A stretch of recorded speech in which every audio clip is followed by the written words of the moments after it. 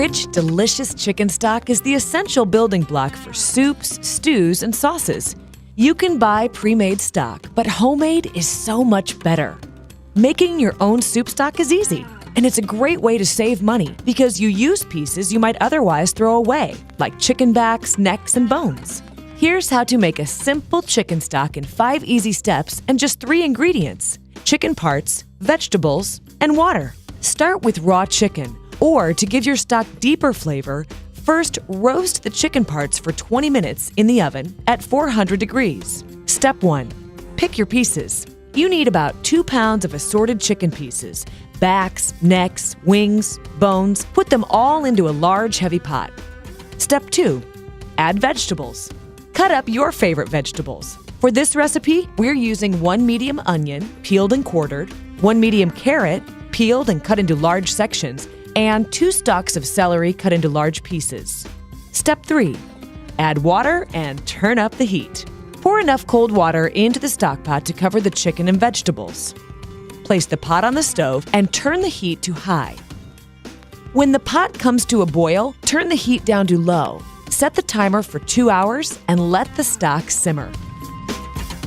Keep an eye on the pot and make sure it doesn't return to a rolling boil, and add more water as needed. Skim off the fat and foam as it rises to the top. This keeps your stock from turning cloudy as it cooks. Step 4. Remove the chicken pieces and vegetables.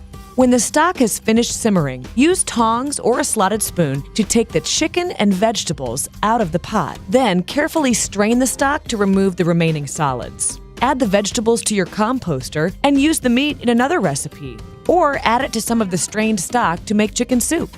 Step 5. Cool the stock. Let the stock cool on the stove, then refrigerate it overnight. After the stock is chilled, you can skim off the remaining fat with a large spoon. Just watch those calories roll right off. Chicken stock wobbles like a bowl of jelly, but it will liquefy once you heat it up.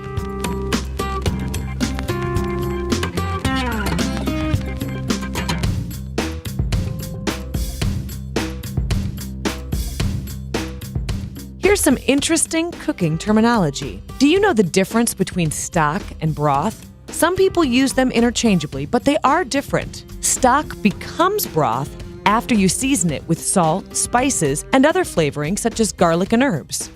Homemade chicken stock keeps in the refrigerator for up to 3 days. You can freeze stock in small batches to use later in your favorite recipes. That's a smart and cost-effective idea. Homemade stock should become a freezer staple because all great soups and stews start with a great stock.